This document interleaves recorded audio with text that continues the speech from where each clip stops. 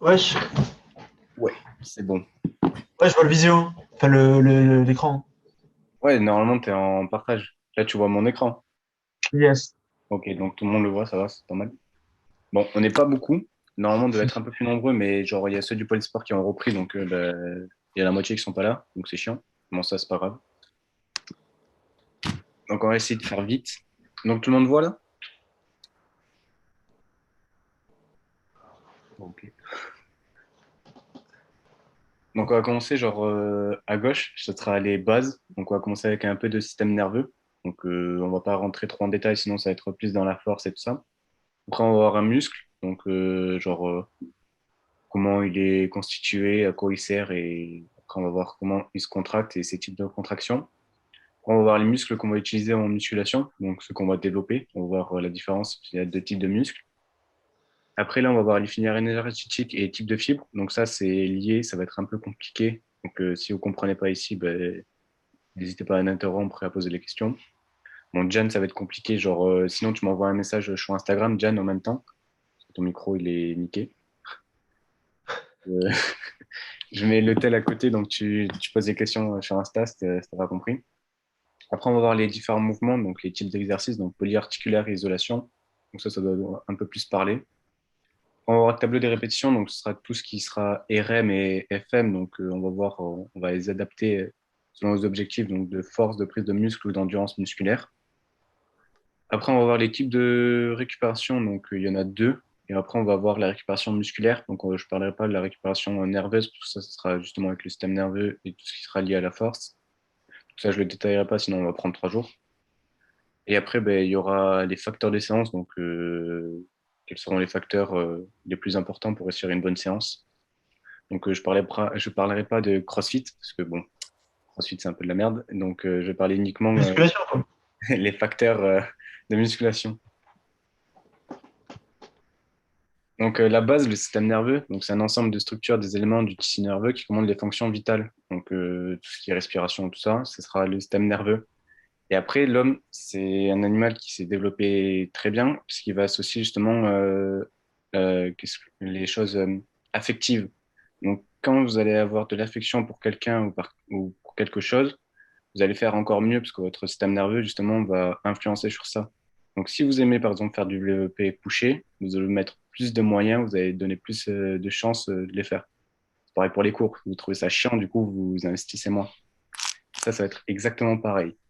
Du Ok. coup, après, on va voir le système nerveux. Du coup, il est composé justement du cerveau, de la moelle épinière. Donc ça, c'est dans la colonne vertébrale. Là, on ne le voit pas parce que c'est en 2D, mais genre, c'est dans le dos. Et des nerfs. Donc en gros, l'influx nerveux, il va passer d'abord par le système nerveux central. Donc tout ce qui est Attends, je vois pas le du truc. cerveau. Ah, c'est bon. Tu vois ma souris? Ouais, non, mais c'est parce que le truc de visio, il était sur le système nerveux, du coup, j'ai décalé. Ah, ok, pas de problème. Du coup, ben, ça va passer du coup au système nerveux central, donc avec ben, le cerveau. Ça va aller à la moelle épinière. Et après, ça va justement passer avec les nerfs pour toutes les fonctions secondaires, entre guillemets. Donc, si vous avez des nerfs niqués ou si vous avez trop forcé sur un exercice ou quoi, c'est peut-être lié à votre système nerveux qui a été niqué. Donc, s'il est niqué, ça sert à rien de forcer sur un exercice ou si vous n'arrivez pas à apprendre, ça sert à rien de trop forcer. Sinon, vous allez juste vous détruire encore plus le système nerveux et vous allez passer de 50 kilos à 10 kilos développé couché. Ah ouais? Ouais, genre, le système nerveux, c'est chaud. Genre, en gros, tu vois, quelqu'un qui va travailler que la force tous les jours, ben, ça va le niquer. Les mecs qui font de l'haltérophilie, ils travaillent par exemple 2 à 3 séances par semaine maximum. Ils vont pas travailler 6 fois par jour, 6 fois par semaine, pardon, les développés couchés. Parce Ok. que sinon, ça va être niqué, justement. Ok. Ah merde. Voilà. Du coup, le Après, du repos, coup, c'est bien pour les muscles et aussi pour le système nerveux, du coup. ben, en gros, on verra la récupération, comment on récupère entièrement musculairement. Et tu verras que le système nerveux va Ah, rentrer en jeu là-dedans. ça marche. Du coup, après, il y a deux systèmes différents. Donc, le somatique, donc ça sera tout ce qui va permettre les mouvements volontaires, donc c'est ce qu'on va utiliser en musculation. Donc, j'ai précisé des muscles striés squelettiques, ça on va revenir. Donc, c'est tous les muscles qui s'attachent aux os. Donc, ça serait le muscle qu'on va utiliser. Et après, le deuxième système, c'est le système automatique.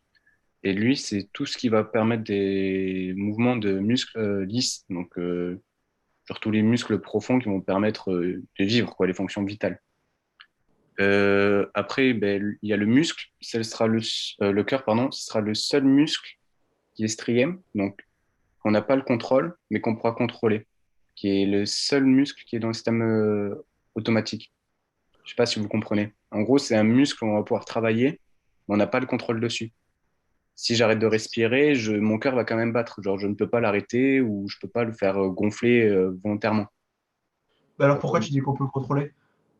Mais parce que ton cœur, il va se contrôler, genre, dans le sens, tu cours un sprint, il Ouais, va bien s'adapter.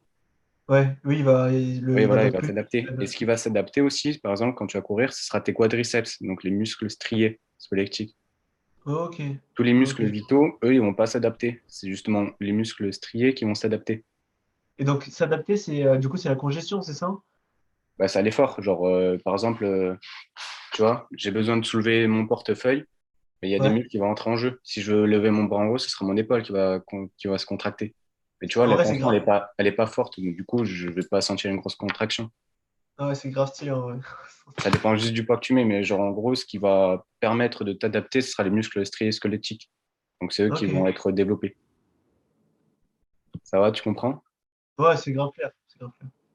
Après, du coup, ce système automatique, il se divise en trois parties. Donc, le système parasympathique, sympathique et énergétique. Donc, on va les voir.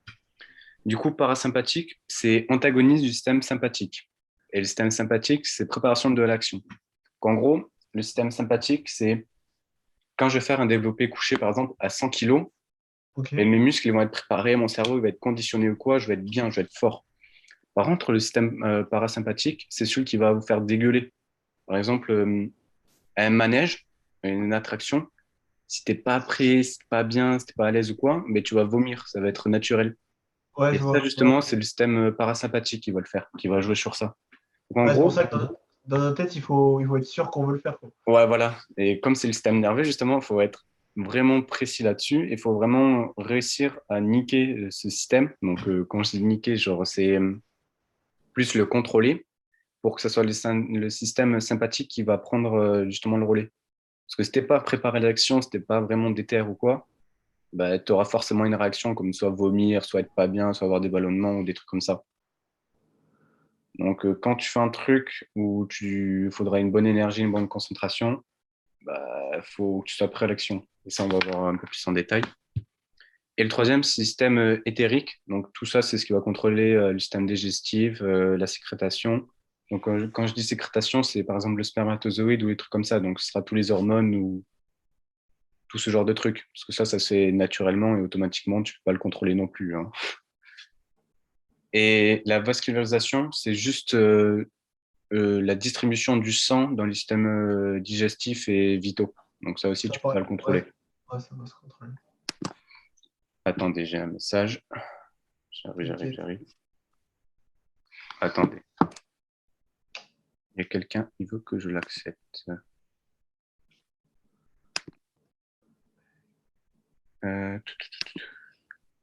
Ah, c'est bon, je l'accepte. Excusez-moi, mais hop là. Normalement, elle est là. Vous me suivez là ou je vais un peu vite, non, je trouve. Moi, je capte tout, hein. Moi, pour l'instant, ça va. Ça va, mais j'ai l'impression de parler vite, hein. Vous m'arrêtez si vous comprenez pas. Non, le seul truc qu'il va falloir que tu me dises, c'est quel rôle a le système nerveux dans la musculation. Ouais, voilà, Euh, c'est ça, genre quel tu système vois, va prendre le relais et comment justement. à quoi ça sert vraiment et comment on peut l'adapter, tu vois. Ouais, voilà, c'est ça. Ce sera plus dans ce style-là. Pour que ça nous aide. Donc après le système nerveux, ben, il y a tout simplement ben, le muscle. Donc le muscle, il va être commandé par le système nerveux parce qu'un muscle, il n'a pas de cerveau. Ça, normalement, vous êtes au courant. Donc le muscle, c'est un tissu formé de fibres douées de contraction permettant de produire un mouvement. Donc ça, c'est ce qui s'appelle être doué. Et ça participe aux fonctions diverses essentielles à la vie de l'organisme. Donc respiration et digestion. Donc ça, ce qui va s'occuper de la respiration et digestion sera les muscles lisses, du coup. Et ça, on va revenir juste après. Et son adaptation au milieu de l'environnement. Donc ça, c'est très important. Par exemple, si je fais du curl à 20 kilos aujourd'hui, et dans 3 ans, je suis à 20 kilos toujours. Et comme je n'ai pas mis un stress où il doit s'adapter à l'environnement, il ne va pas grossir s'il n'a pas de cerveau. Par contre, si dans un mois, je suis à 30 kilos au curl, forcément, il sera obligé de s'adapter et il va grossir en s'adaptant. Ok, Donc, donc faut obligatoirement changer de poids, quoi.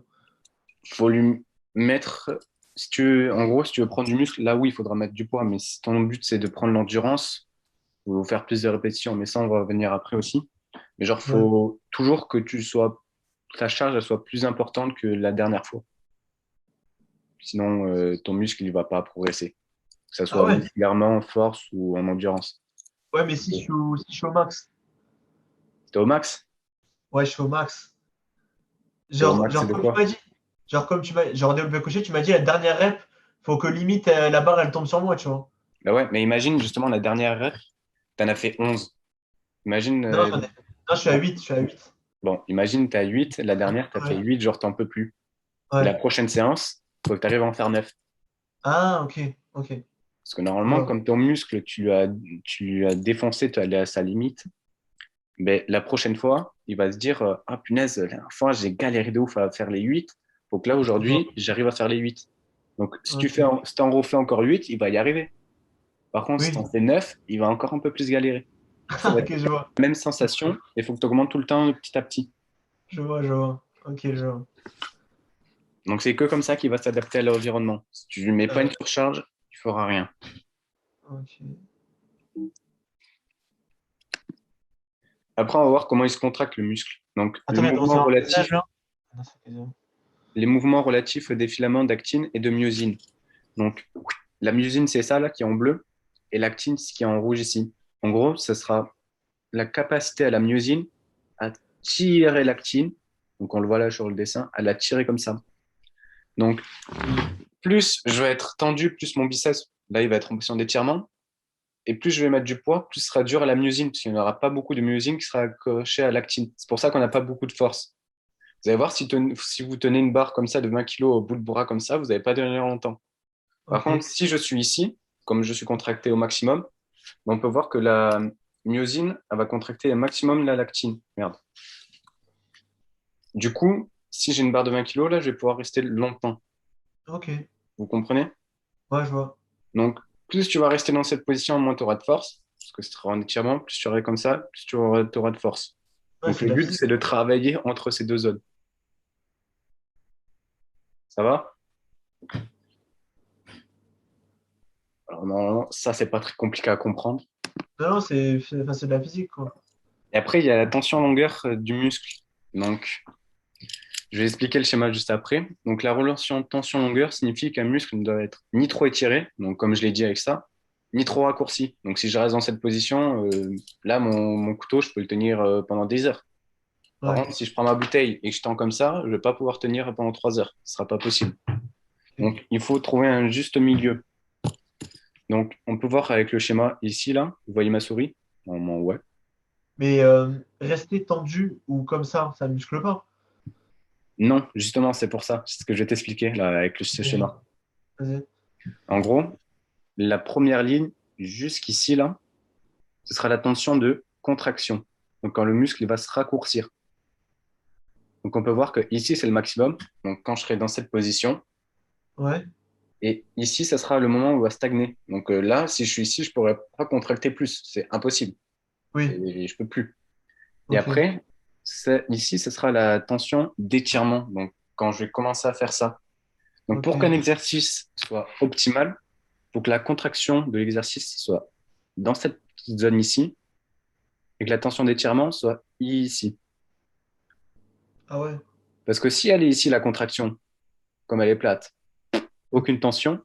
Si elle est ici, il n'y a pas assez de tension pour que mon muscle grossit.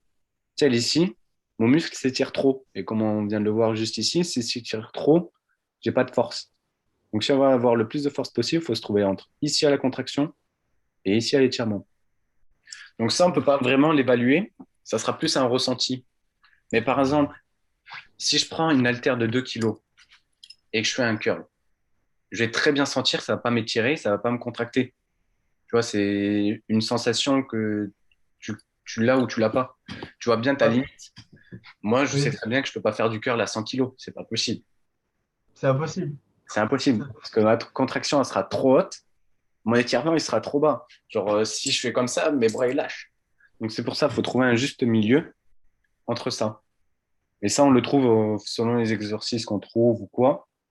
Et après, ça dépend, genre, de ses sensations. Genre, tu Et peux genre, pas me dire que tu fais 300 kilos rowing, c'est impossible. ouais. Alors que Jen m'a posé la question, c'est quoi un curl? Donc un curl, c'est tous les mouvements de raccourcissement du biceps avec une barre ou un haltère, plus le mouvement de l'exercice. Voilà, je sais pas si ça a répondu à ta question. Ok, il m'a dit ok, ça roule. Après, on va voir les types de contractions. Donc la première, c'est la concentrique. Donc très simple, il y a le schéma à côté. Donc on peut voir le poids, le vecteur, donc c'est la gravité, c'est la force. Et on voit que le muscle, il se raccourcit. Donc quand je fais un mouvement comme ça, pas très compliqué. Deuxième, excentrique, ben maintenant c'est l'inverse, on a toujours notre poids, notre vecteur, hop, et le muscle, il s'allonge. Donc il y a beaucoup qui disent que quand je vais étirer, justement, ben, je ne peux pas contracter mon muscle. Pourtant, c'est faux. Regardez, on va prendre l'exemple. Si je prends mon biceps, vous le voyez là ou pas? Ouais, Il est bien contracté là. ouais, Mais si je fais ça, est-ce qu'il est toujours contracté? ouais. Voilà, je ne l'étire pas. Donc il y a beaucoup de gens qui disent que quand le muscle il s'éloigne, je ne peux pas contracter. Mais le but, justement, c'est d'avoir un maximum de contraction comme ça et un maximum comme ça. Et si Donc, vous faites c'est-à-dire, ça, normalement, votre muscle il va se développer au maximum. Parce que si vous c'est-à-dire, travaillez que en concentrique, ben, votre muscle ne va pas se développer du tout. donc tu conseilles de faire une contraction naturelle du début jusqu'à la fin? Exactement. Genre, il y en a beaucoup, tu sais, qui se soulèvent trop lourd et sur Ouais. la descente, ils laissent tout tomber. Il faut pas, faut tenir? Ouais, c'est ça. Genre, faut pas tenir non plus, genre, comme ça, comme un papy, mais genre, faut Ouais. contrôler le mouvement de A à Z. Ok. Après, il y a des exercices où il n'y a pas de tension d'étirement, comme le soulevé de terre. Je sais pas si tu vois ce que c'est. Si, oui, bien sûr. Où Mais le tu. soulevé de terre, Ah, ça n'a pas une tension d'étirement. Parce que quand tu es monté, déjà, tu peux plus monter, parce que tu es debout. oui, Et quand oui, tu lâches, ben, tu es obligé de lâcher. oui. Et sur le moment de soulevé de terre, tes Les forces, ischios, c'est quand on monte. quand tu les montes, en fait, tu vas justement les étirer. Parce que ta jambe, elle est comme ça. Tu vois, elle est comme ça, ta jambe. Au début, tu es comme ça sur ton soulevé de terre. À peu près, Ouais, ici, tu as ton ischio et ici, tu as le quadriceps. Donc, ouais. si tu viens faire ça et te mettre debout, en fait, tu vas étirer ton ischio. Du coup, la phase excentrique du mouvement, ça sera son étirement. Tu vois, il est compliqué cet exercice. En vrai, de ouf, hein. Et c'est pourtant pour moi le meilleur exercice de muscu. Et c'est le seul qui n'a pas justement la contraction concentrique. Donc, tu n'auras qu'une tension d'étirement dessus. Tu n'auras pas de tension continue. Et du coup, toi, tu conseilles de contracter même un excentrique, De quoi? ton muscle, Sur, quand sur, tu fais, admettons, une sur les curl. mouvements en général? Ouais. Ben, ça me semble logique. Genre, je sais pas, par exemple, si tu as fait des tractions. On va prendre des tractions, parce que toi, tes tractions, elles Oui. sont belles, tu m'as dit. Si tu montes ton mouvement, tu vas contracter. D'accord. Ouais. Du coup, mon muscle sera raccourci. Mes dorsaux seront raccourcis. Parce que là, tu me suis. Oui, je Et te si suis. tu lâches après, est-ce que tu vas avoir une tension d'étirement? Ben non, du coup. Non, et Ben si. regarde. T'es sûr? Regarde. Si je fais une traction, je contracte bien et après je lâche comme ça. Non, mais je suis d'accord qu'il faut maîtriser la descente. Mais du coup, il faut être contracté. Mais ça va se contracter volontairement parce que forcément, si tu veux pas que tu te pètes la gueule, si tu veux pas descendre comme une grosse merde comme ça, tu seras obligé de contracter. Mais ton muscle, il va bien s'éloigner si tu contrôles. Ok, j'ai compris. J'ai compris. Et justement, sur ce schéma, si tu fais des tractions CrossFit, eh ben, ta tension d'étirement, elle sera ici, genre là, au niveau du B. Donc, elle sera pourrie. Donc, ton développement musculaire, il sera pas optimal. J'ai pas dit que tu n'aurais pas de développement, j'ai juste dit qu'il sera pas optimal. Donc ça va aller moins vite à se développer. Moins vite et moins bien. Ok. Je reviens 2 secondes. Je reviens. Ok. C'est bon pour toi? Oui, c'est parfait. Ok. Allez, la dernière, contraction isométrique. Donc, ben, c'est la contraction ben, où ton muscle ne bouge pas. Donc, concentrique, excentrique, et isométrique, je peux rester ici ou ici ou ici. Donc, cette contraction, moi, je la favorise plus, genre, pour une intensification. Par exemple, sur la dernière série du écarté poulie, là, je sais pas si vous voyez l'exercice, mais tu as 2 poulies, tu tires comme ça. Genre, sur la dernière répétition, tu peux faire un petit squeeze de 1 ou 2 secondes. Ça serait une contraction isométrique. Mais après, genre, je l'utiliserai pas pendant toutes mes répétitions, sur toutes mes séries. Genre, c'est débile. Tu vas pas faire un squeeze développé couché en restant comme ça à la barre ou au squat rester en bas. Genre, je vois pas trop d'intérêt. Mais sinon, elle peut être pas mal, genre pour les exos d'isolation ou genre des petits exos sur la dernière série ou la dernière rep, genre ça peut être pas C'est mal. c'est quoi un squeeze? C'est en anglais, c'est quand tu t'arrêtes.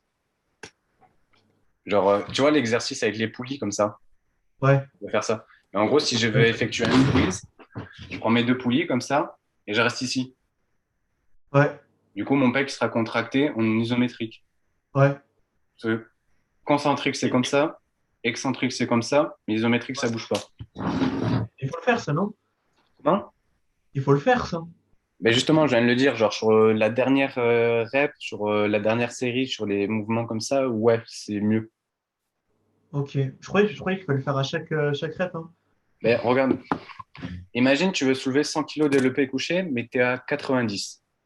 Tu Ouais. penses vraiment que tu pourras monter à 100 kilos si tu restes comme ça pendant 3 secondes? Non, Voilà, tu as la réponse à tes questions. je vois. Je Genre vois. sur les gros mouvements polyarticulaires, je trouve ça débile. Genre c'est débile. Parce que En sur un fait, mouvement polyarticulaire, le but c'est de soulever lourd et genre être fort. c'est ça, en fait. Le but numéro un, c'est de soulever le plus. Et pour soulever le plus, tu peux pas faire des squeezes tout le temps, en fait. Ouais, c'est ça. Donc c'est plutôt sur les petits exos d'isolation, je ferai vraiment la dernière rep, hein. Je vois. Mais c'est plus pour l'intensification. Tu vois le truc? Ouais, je vois, je vois. Mais c'est bien de connaître les trois, comme ça on peut vraiment adapter. Genre, si t'as vraiment pas le temps, si t'as par exemple que 10 minutes pour faire une petite séance spec, ben genre tu prends tes poulies vis-à-vis là, comme ça, et tu fais ça pendant 5 minutes et c'est bon, tes pecs ils vont fumer. Mais c'est vraiment si t'as pas le temps ou si tu veux vraiment perfectionner ton entraînement. Ouais. Hop là.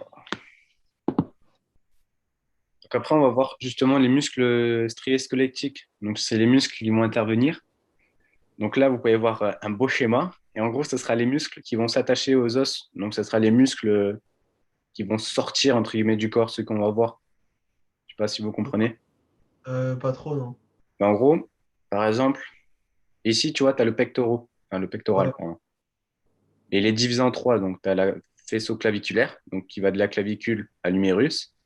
Ouais. Sternal, qui va du sternum ici à la clavicule. Et abdominal, qui va des abdos aux clavicules. Putain. Là, tu me suis. Mais en dessous Ouais, du là, ouais. tu auras des muscles justement stabilisateurs ou justement pour soit le sternum qui soit bien placé ou quoi. Tu vois, ce sera des muscles qui seront en dessous, qui seront lisses, qui n'auront pas une capacité à se développer. Tu vois le truc? Ah oui, j'ai capté, j'ai capté. Et en gros, en musculation, on va s'occuper que des muscles qui vont être attachés à des os. D'accord. Ça va. Genre là, c'est pas très compliqué. Et en gros, on va les développer parce que justement, ils ont des tissus. Donc les tissus peuvent se déchirer et se reformer en étant plus gros. Donc la muscu, ça va être ça le but. Ce sera de déchirer, faire des micro-déchirures sur les muscles pour que après ils se reconstruisent en étant plus gros. Si tu mets pas un stress important, il n'y aura pas de déchirure. Et s'il n'y a pas de déchirure, bah, il n'y a pas de reconstruction. Ok, donc en gros, si on le stresse pas, on peut faire de la muscu tout en prenant zéro muscle, en fait. Oui, exactement. Ok. Donc si par exemple ton max développé couché, genre tu peux faire 10 reps à 80 kilos, mais que tu Ouais. passes ta vie à rester à 50 kilos, tu prendras jamais de pec. Ouais, j'avais. Ok. Jamais. Genre, Mais normalement, si. sur les mouvements polyarticulaires comme les squats, soulevés de terre, tout ce que tu veux, si Ouais. ta charge elle n'augmente pas, tu ne pourras pas prendre de muscle. C'est impossible. C'est pas possible. Ok, ok. Un mec qui a des gros pecs, forcément, il sera à plus de 100 kilos développé couché. Tu verras jamais un mec qui a des quadriceps énormes qui va te sortir, je suis à 60 kilos au squat. C'est pas possible.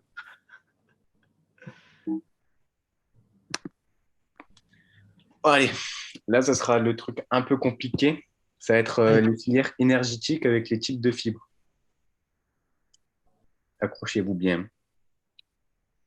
Donc, on va y aller. Donc, on va parler de la filière anaérobie alactique. Donc, c'est celle qui est en rouge juste ici, là. Donc, on peut voir qu'elle a une puissance maximale, mais qu'elle dure maximum à peu près 60 secondes. Parce que là, ça va, c'est pas très compliqué.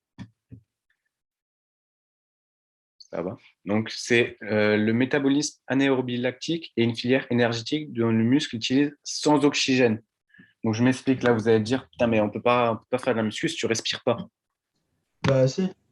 Si tu as une barre de 100 kilos, au moment où tu vas pousser, sans t'en rendre compte, tu vas pas respirer. Ta respiration, elle sera bloquée. Parce que la charge, elle sera tellement lourde ici que tu ne pourras pas respirer. Ça sera la force uniquement de ton muscle.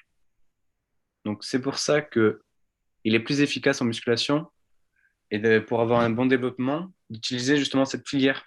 Donc, il faut travailler avec des charges très lourdes parce qu'elle a une grande capacité justement maximale sur des courtes durées.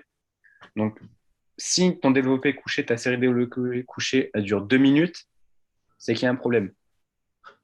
C'est-à-dire que tu n'as pas mis assez lourd ici. Ouais, clairement. Ta série, si elle dure 2 minutes, franchement, tu es un bon. 2 minutes à 120 kilos, franchement, t'es pas mal. De ouf. Du coup, en gros, en musculation, sur les mouvements polyarticulaires, donc je le précise bien et après je vais préciser pour les isolations, pardon, il faut travailler très lourd sur une courte durée. Et normalement, si tu fais 6 séries, 6 à 12 séries, tu vas pas durer 2 minutes. C'est pas possible. Après, la deuxième filière anaérobie, c'est celle lactique. Donc, c'est la jaune ici. Et on l'appelle aussi glucose anaérobie parce qu'elle utilise justement le glycogène comme carburant. Parce qu'elle n'a pas d'oxygène non plus. Donc, c'est pareil, on va pas trop respirer avec celle-là. Donc, elle a un peu moins de force comparée à la rouge qui est ici. Elle a quand même pas mal de force. Elle dure à peu près 30 secondes de plus. Donc, on va plutôt l'utiliser sur les moments d'isolation. Donc, par exemple, pour le curl, pour les trucs de poulie. Elle sera plus intéressante à travailler comme ça. Parce que si tu mets trop lourd sur les exos d'isolation, bah, ça va être compliqué d'isoler. Parce que si tu mets, par exemple, au poulie, si je mets 50 kilos, mes pecs seront jamais assez forts. Parce que je pourrais pas l'isoler. Du coup, bah, il y aura mes épaules qui vont prendre aussi un peu le relais, un peu mon brachial. Enfin, il y aura un peu de tout. Du coup, c'est plus de l'isolation. Donc, c'est complètement débile de mettre trop lourd sur ce genre d'exercice. Ça va, vous comprenez? Pourquoi c'est mieux de travailler dans un aérobie lactique sur les exos d'isolation? Ok. Et comment on sait c'est lesquels les exos d'isolation et les exos où on peut mettre lourd? Et on va en venir, je vais parler des différents types d'exos après. Ok. Mais en tout cas, genre polyarticulaire, tu mets très lourd sur une courte durée. Isolation, tu mets un peu lourd, donc charge modérée, et pas trop long non plus. Et la troisième filière, c'est la filière aérobie. Donc elle, c'est vraiment la filière à bannir de la muscu. Hein, genre, par contre, les crossfitters, ils l'utilisent, elle. Tiens donc, le crossfit, ils utilisent ça. Donc pourquoi elle est pas bonne? Donc déjà, elle utilise genre l'oxygène. Donc si elle utilise l'oxygène, ce sera plus une filière d'endurance. Donc si tu es endurant, t'es pas fort. Genre Usain Bolt, il est musclé, il est fort, parce qu'il est en filière anaérobie lactique, à lactique. Ouais, Sa charge de travail, il doit courir très vite, et ouais. ses sprints, ils durent 10 secondes. Par contre, quelqu'un qui fait un marathon, il va courir pendant 40 km. Donc avoir 20 kilos de muscle, ça lui servira pas, ça va justement le gêner. Donc plus tu vas travailler avec des charges basses et longues, plus tu vas être en filière aérobie. Donc, c'est une filière, genre, si tu veux prendre du muscle, t'oublies. Donc, si ta Et ça série, porte- elle dure plus de 3 minutes, c'est bon. Ta charge, elle n'est pas assez lourde, tu t'augmentes là. c'est important le cardio. Ouais, mais genre, en gros, si ta séance, ce sera par exemple les cuisses, mais pendant ta Ouais, séance de cuisses, tu vas travailler qu'en filière anaérobie alactique et isolation, tu vas travailler en lactique. ok. Parce que si tu mets du cardio pendant ta séance, ben, c'est la filière aérobique qui va prendre le relais. Et elle n'a pas un bon potentiel de musculation, enfin, musculaire. Je vais te montrer pourquoi. Et par exemple, au CrossFit, on alterne, tu vois. Par exemple, on peut passer sur des squats, après aller courir. Et en fait, du coup, tu utilises Ben, quelle si tu filière? alternes, mais est-ce que tu t'arrêtes pendant, par exemple, un jour? Ah non, non, mais par exemple, sur 30 minutes, ben, on va faire que ça, genre alterner. Tu as dit combien de temps? 30 minutes, par exemple. Regarde, à lactique, elle dure même pas une minute. Et lactique, elle dure 2-3 minutes. Je pense vraiment que tu peux être à lactique si tu dure 30 minutes. Ah non, du coup, Voilà. c'est forcément la dernière. Voilà, c'est forcément la dernière. Tu comprends vite, Ok, hein? ok, ouais, ouais. Allez, on va voir les Mais types de fibres. Pourquoi, genre, eh, les utiliser, les filières? Ouais, t'as une question? en CrossFit, euh, tu mélanges les deux, non? Ben oui, Ouais, oui, tu oui. mélanges les deux, justement. Et on va voir pourquoi c'est pas optimal si tu veux prendre du muscle. Tu vas voir Ok. ça. Attends. Vas-y, j'ai une question après. Il y a John qui me pose la question. Moi qui fais du vélo, je dois faire quoi alors? Et pour le bad aussi. Ben, en gros, si la musculation prend l'ascendance sur le type d'exercice cardio ou d'aérobie que tu fais, mais tu vas te développer musculairement. Mais si tu fais 6 jours sur 7 que du cardio d'endurance et que un jour où tu fais la muscu pure, comme tu fais plus de cardio, ben, ton corps il va s'adapter, il va travailler qu'en filière aérobie, donc tu n'auras pas un bon développement musculaire. Genre, tu peux varier les deux et être polyvalent. Mais si tu veux prendre le plus de muscles possible, il faut travailler le plus possible à lactique. Ça va? Vous avez compris?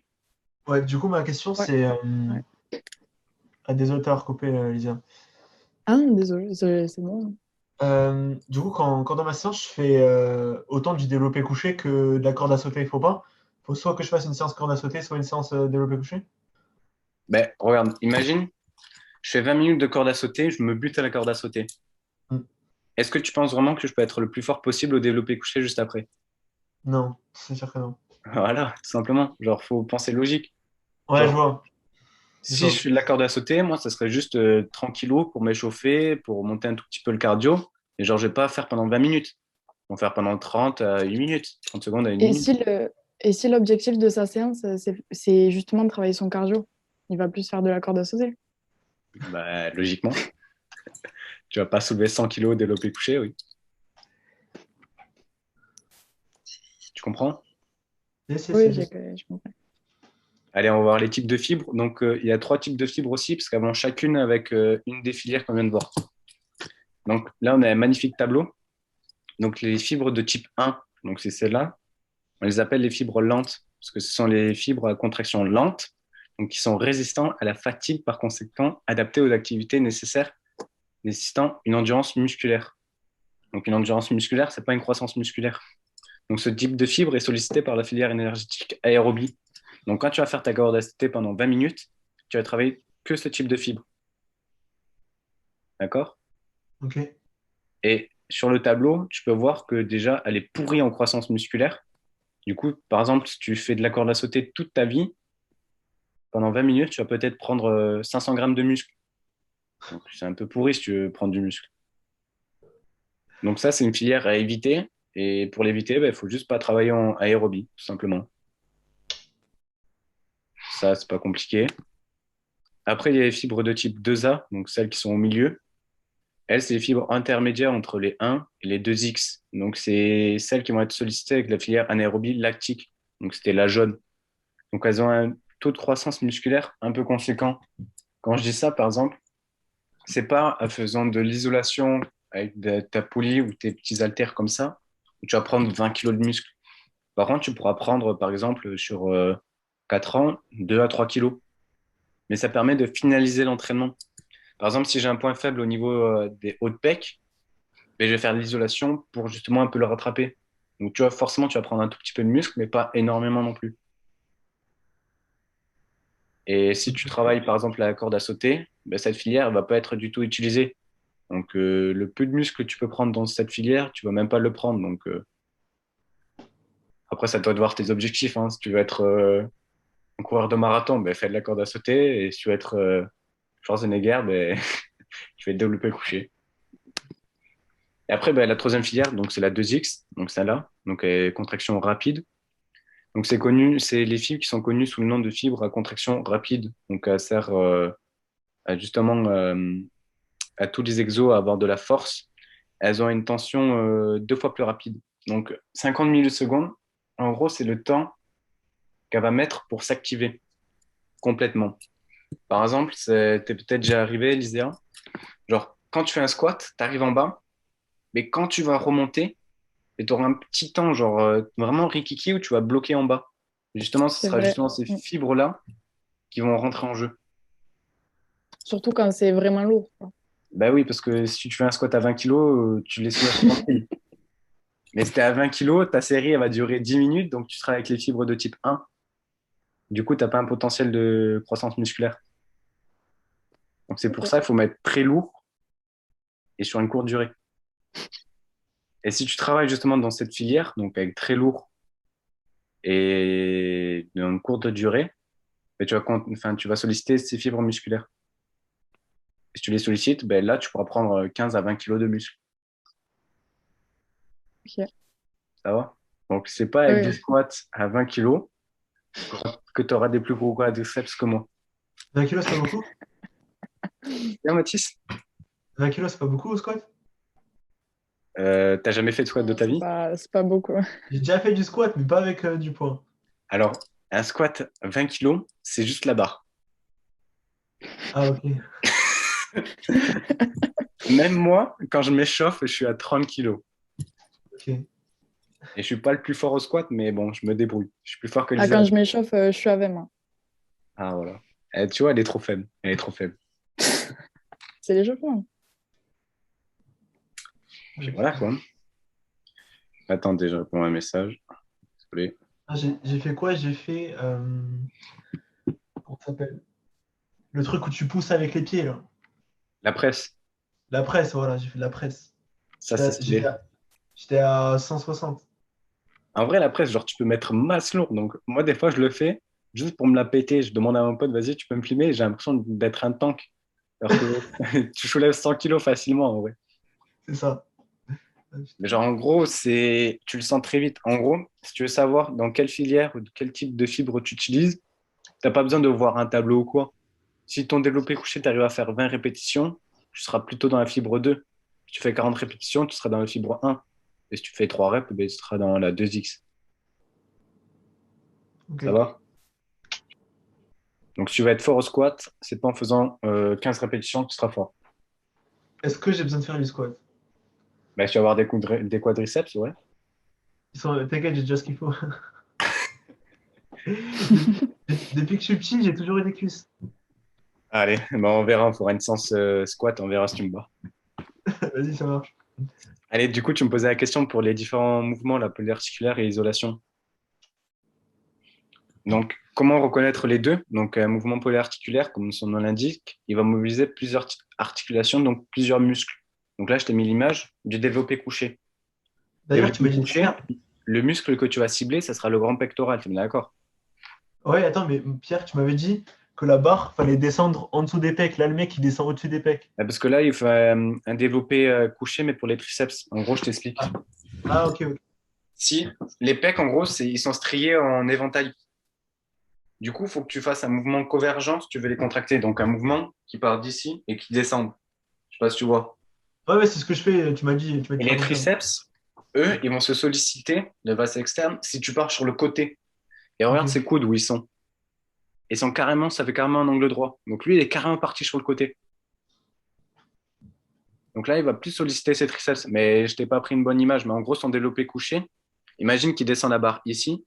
C'est pour les pectoraux. D'accord. ok, ok.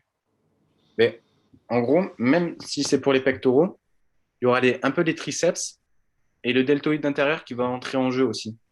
Parce que justement, c'est un exo où tu vas pousser lourd. Et si tu pousses lourd, ça sera une compétition entre des muscles. Donc forcément, pour soulever la barre, il y a d'autres muscles qui vont rentrer en jeu. C'est logique. Par exemple, pour le squat, si je mets 100 kilos sur ma barre, ce qui va m'éviter de ne pas me péter la gueule comme ça, ce sera mes abdos. Je serai obligé d'être gainé. Et je ne pourrai pas le contrôler, ça. Tu vois le truc? Ouais, je vois. Tu vois, ok. Donc, j'ai mis ici une petite note. Donc, pour les mouvements polyarticulaires, articulaires, il est préférable de travailler en filière anaérobie à lactique. Donc, soulever très lourd sur une courte durée. Donc, 6 à 12 reps. Donc, pourquoi pas de 1 à 6? Parce que de 1 à 6, on va travailler exclusivement la force. Ça ne veut pas dire que vous n'allez pas prendre de muscle. Vous allez prendre du muscle, vous êtes dans la bonne filière. Mais c'est juste que de 1 à 6, ce sera la force pure. Et si tu travailles la force pure, il faudra une plus grande récupération justement au système nerveux. Et le système nerveux, il récupère beaucoup plus lentement que tes muscles. Donc, si tu veux être fort développé couché, bah, tu fais que de la force. Mais si tu veux prendre du muscle, un peu de la force, c'est mieux de faire un peu plus que 3 reps, quoi. Ok. Le truc, parce que sinon, c'est que ton système nerveux qui va prendre cher et genre là, tu pourras pas faire 4 séances par semaine, par exemple. Allez, le deuxième, du coup, c'est isolation. Donc là, j'ai mis les belles écartées à la poulie. Mais comme son Mhm. nom l'indique, ça isole juste le muscle. Donc le but, c'est de pas mettre trop lourd, justement, pour se concentrer uniquement sur les pecs. Mais il faut pas mettre trop léger non plus, pour pas non plus que tu fasses 50 répétitions. Il faut que ça soit quand même un peu dur. D'accord? Et du coup, on sera en filière anaérobie lactique. Donc, alactique, c'est polyarticulaire et lactique, c'est pour justement isolation. Ce sera plus entre 12 et 22 reps. Donc, pose pas sur les questions sur les reps, je vais venir juste après, je les sors pas de nulle part. Mais non, mais tu trouves pas que c'est vague les reps? Ben justement, regarde ce beau tableau, je vais t'expliquer. Donc là, on voit RM. Du coup, le RM, c'est juste répétition maximum. Donc, une RM, c'est une répétition, si tu préfères. D'accord? Ouais. Donc, pour la force et le volume, donc je les ai mis ensemble. Donc, c'est polyarticulaire, donc tout ce qui sera développé couché, squat et soulevé de terre. Tu vas être de 100%. Donc, 100%, c'est une répétition à 70%. 70%, ça fait 12 répétitions. D'accord? Alors, la force, du coup, ça va être entre 1 et 6 à peu près. Parce que justement, tu vas travailler de ouf la force. Et le volume, donc j'aime pas trop ce terme volume, mais genre plus pour concentrer sur la prise de muscle, ce serait entre 6 et 12. Parce que si Ok. tu es trop en dessous des 12, tu seras en dessous de 70%. Si tu passes de en dessous de 70%, tu vas passer en filière anaérobie lactique, donc plus pour l'isolation. Donc si tu fais trop de reps, ben, en gros, tu auras un gain de muscle moins important sur les mouvements polyarticulaires. Ok.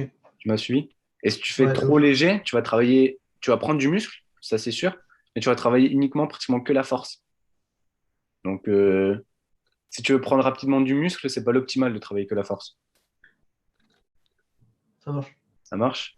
Et j'ai mis une petite note, si on travaille en dessous de 50% de l'ARM, donc ça fait à peu près 25 reps, et c'est la filière aérobie qui va prendre le relais.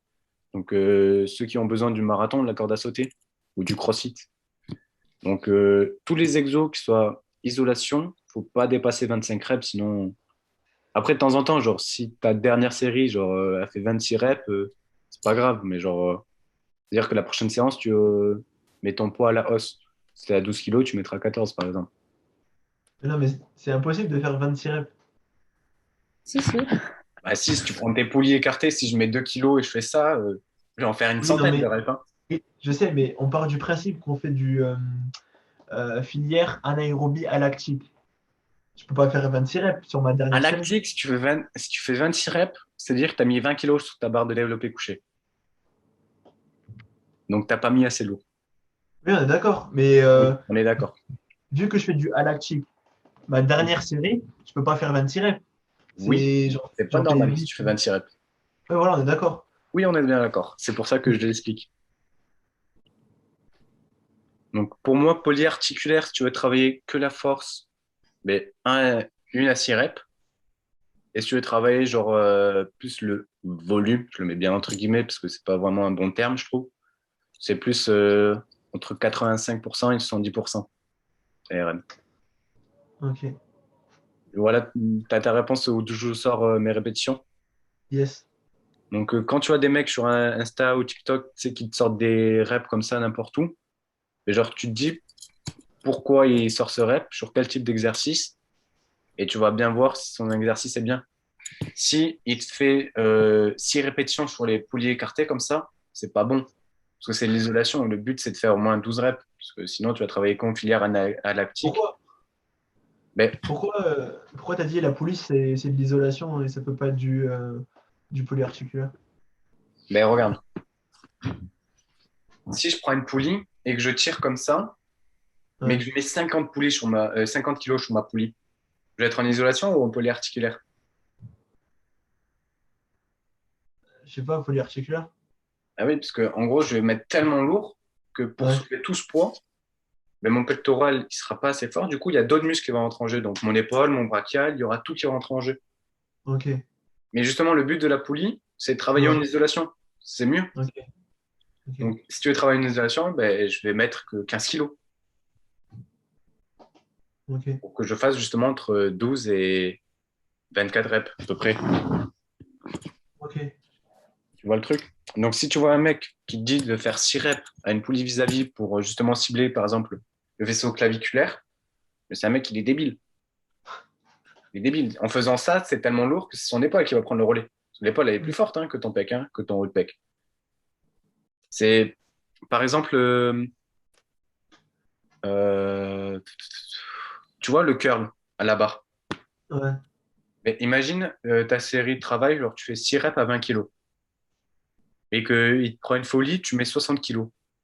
Tu penses que tu vas pouvoir la lever bien propre comme ça? Non. Il y aura tes épaules qui vont rentrer en jeu, ton dos qui va rentrer en jeu. Ce sera pareil pour tous les mouvements d'isolation. Si tu mets trop lourd, ce sera plus l'isolation. Ouais. Donc c'est pour ça c'est important de bien dissocier les deux. Et si tu fais l'isolation, il faut que ce soit l'isolation.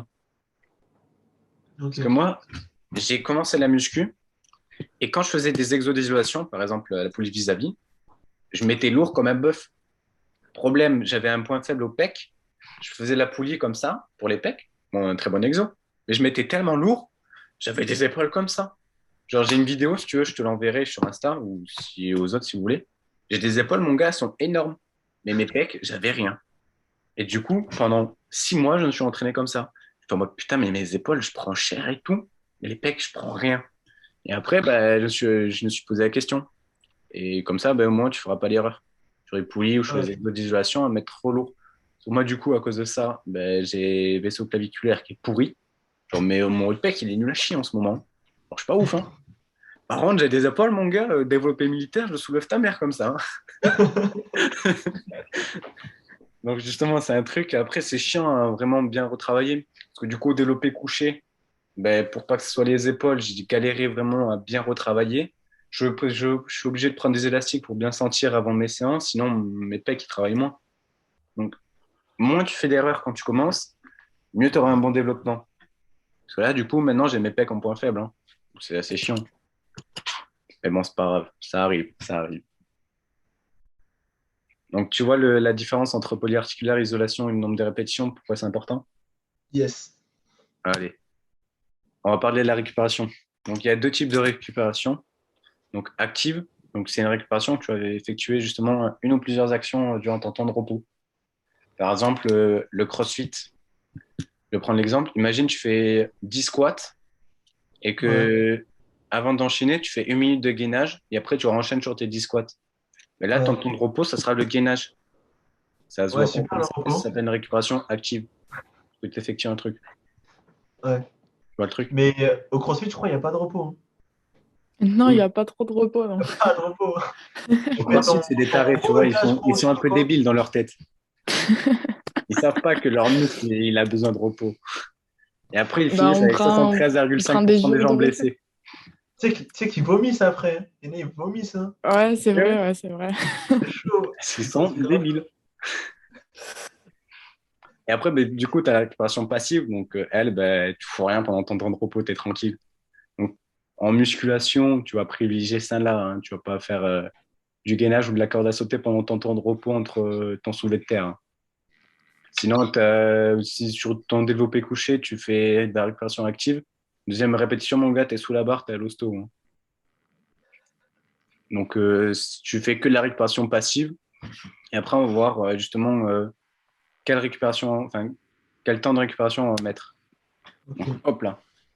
Tu as une magnifique courbe là. Elle est nickel. Elle est un peu floue, mais bon, c'est pas grave. Donc, il est préférable de prendre une récupération entre 2 et 4 minutes pour les exos polyarticulaires. Je m'explique. Polyarticulaire, ça va être très lourd, ça va être très intense. Donc, forcément, tu as besoin d'une récupération. Donc, pourquoi pas 1 minute? Parce que, hop là, 1 minute, ça va arriver ici. Et tu vas récupérer à peu près 60% de tes capacités. 2 minutes, tu seras déjà à peu près à 80%. Et 4 minutes, tu seras à peu près ici. Donc, on peut voir que la courbe, elle touche jamais la ligne ici, là. Parce qu'en gros, tu récupères jamais à 100%.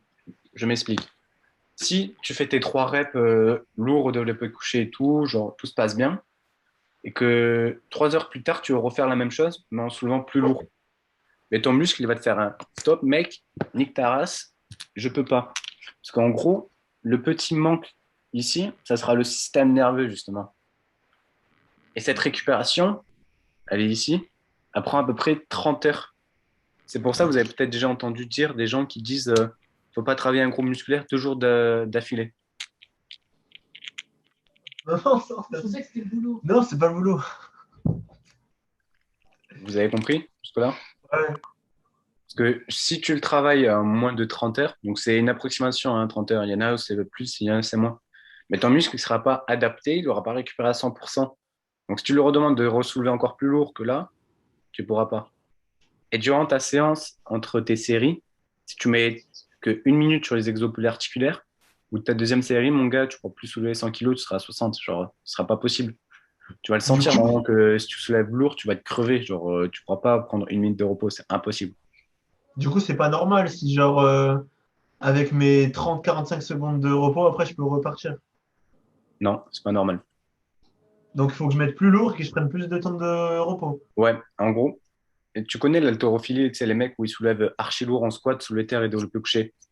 Ouais, ils font genre une rep. Ouais, une rep. Une... Tu sais combien ils prennent de temps de repos, eux, entre leurs séries? Non. 7 minutes.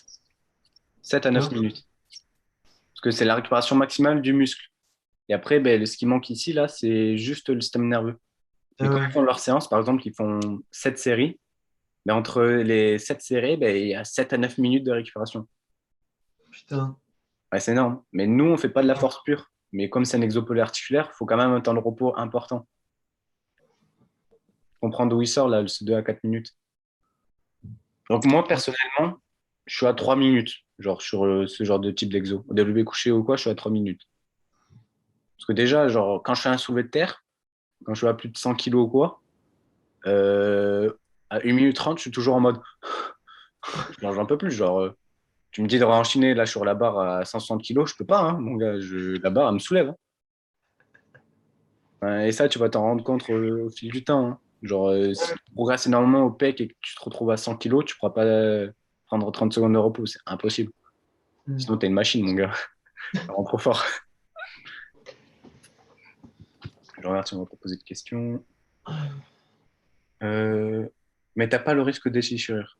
Ah, il y a Jan qui me dit, t'as pas risque de déchirure. Donc, le risque de déchirure sur les exos comme ça, premièrement, soit tu as un manque de mobilité, soit tu as mis beaucoup trop lourd par rapport à ton 1RM, parce que 1RM, c'est la charge maximale sur une répétition. Donc, si tu n'arrives pas, si tu te fais une déchirure, c'est-à-dire que tu n'arrives même pas à faire une seule répétition. Sinon, c'est pas possible. Ou sinon, tu as une exécution tellement pourrie qu'à un bout d'un moment, ton muscle il lâche ou quoi. Donc, tu peux pas faire une déchirure si tu pousses 100 kilos, que tu fais 6 répétitions développé couché, c'est pas possible. Sinon, tu as pris ta barre, tu as joué comme ça, c'est pas possible. Je sais pas si ça a répondu à ta question, Jan. En Moi, tout cas, j'avais une question aussi. tu peux pas te faire de déchirure si tu as une bonne exécution dans une bonne charge de travail. Oui, Si tu fais 2 séances par jour, une le matin, une le soir, ta séance du soir, du coup, elle va forcément être moins bénéfique que celle du matin, vu que tu as dit qu'il fallait 30 heures pour... si tu travailles, par exemple, 2 fois tes cuisses dans la même journée, La première séance, tu vas être au top. La deuxième, tu vas faire de la merde. Tes perfs elles vont en faire.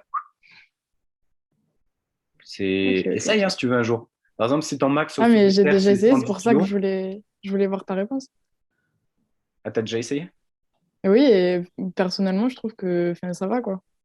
Ben, si tu as travaillé genre, avec plus en filière aérobie ou plus anaérobie lactique, ça peut se stabiliser, genre ça va. Mais si tu travailles vraiment en alactique, c'est impossible que tu arrives à faire les mêmes perfs, voire mieux. Ah C'est pas non, je possible. travaille pas comme ça, du coup. Voilà. Et par exemple, si ton 1 RM au soulevé de terre, c'est 110 kilos, genre, et que tu arrives à faire justement le matin, tu y arrives, ben, le soir, c'est possible que tu arrives à faire que 105 ou 107. Tu vois, la différence, elle n'est pas énorme, mais genre, tu as une petite différence. Ok. Du coup, si en plus de ça, ben, tu retravailles le lendemain, ben, tes perfs elles vont descendre de 2 kilos, 2 kilos, 2 kilos, 2 kilos. Et tu te retrouves comme ça. Genre, je prends mon camp personnel, j'avais les pecs en point faible. J'étais à 65 kilos l'année dernière, au développé couché. C'est déjà Mais bien. Ta je gueule. voulais tellement progresser que j'avais mis 2 ou 3 séances de développé couché. Je commençais à descendre à 60 kilos. Je commençais à dire, merde, à 60 kilos, j'arrive même plus à soulever 3 fois. Et comme un con, je m'obstinais. Du coup, j'ai encore rajouté une séance. Je suis descendu à 48 kilos au développé couché à cause de ça. Donc, quand j'avais repris la muscu, j'ai repris à 48 kilos alors que j'étais à 65. Tu vois le truc? Je vois, je vois. Donc, si tu n'arrives pas à progresser ou quoi, c'est que tu n'as pas récupéré entièrement. Et si tu as un Google comme moi qui veut s'obstiner et qui veut progresser absolument à ce niveau-là et qui n'est pas patient, ben, tu vas te niquer. Et tu vas perdre pratiquement 20 kilos de charge. Tu vois le truc? Ok. Ouais. Donc maintenant, je travaille bien, je commence à bien prendre de force au niveau de pec et je peux te soulever sans aucun problème. Et du coup, pour les exercices d'isolation, donc comme on travaille en filière aérobie lactique, ça sera avec des charges modérées. Donc là, tu peux la prendre ta minute de repos. Moi, personnellement, je prends 1 minute 30. J'aime bien, genre, moi, j'ai le temps d'envoyer un petit message au calme, il passe. Mais genre là, c'est bien de prendre entre 1 minute et 1 minute 30. Parce que genre, ça sert à rien de prendre 4 minutes ou même 7 minutes. Parce que si tu prends 7 minutes sur un exo d'isolation, bah, tu auras la même récupération si tu avais pris 4 minutes. Tu as gagné 3 minutes de ta vie. Pierre, Ouais. est-ce que quand tu fais ton exercice polyarticulaire et que tu as fait ton repos, tu dois repasser sur le même exercice ou tu peux changer d'exercice? Ah, tu veux voir si tu as fini toutes tes séries, par exemple, du développé couché. Ouais, j'ai fini toutes mes séries développé couché. Enfin, non, genre, j'ai fait une série développé couché. Est-ce que je finis mes séries développé couché ou est-ce que je peux faire du curl et après revenir sur développé couché? Alors ça, c'est ce qu'on appelle genre les séries complexes. En gros, où tu fais un exercice polyarticulaire et tu vas faire un exo d'isolation. Ouais, Donc ça, en gros, c'est un truc d'intensification. Mais si tu débutes en musculation, si tu as un point faible sur ce groupe musculaire, je te le déconseille. ok. Parce que ton système nerveux ne sera pas adapté. Déjà, c'était un débutant. Et si tu as un point faible, ben justement, c'est tes autres groupes musculaires que tu vas travailler en isolation qui vont prendre le relais. Et par exemple, imagine que tes pecs, c'est ton point fort, ça fait 3 ans que tu les travailles, tu as 100 kilos. Mais par exemple, tu vas faire ta série à 10 répétitions à 100 kilos. Et après, tu vas prendre tes polis vis-à-vis et tu vas aller travailler. Tu vois, au moins, tu n'as pas le temps de repos. Ok. Mais tu vois, c'est plus pour intensifier. Mais si tu veux vraiment progresser sur le développé couché, c'est pas l'optimal. Mais si tu veux progresser juste pour te les niquer, pour bien les sentir, oui. Ok, ça marche. Mais ça s'appelle des séries complexes. Du coup, vaut mieux que je fasse d'abord mes pecs et ensuite mes bras, et etc. Enfin, Ouais, moi, ce que d'abord. je fais. Genre, j'ai essayé une fois une série complexe, mon gars. J'ai pas réussi à faire une deuxième série au développé couché. Ah ouais?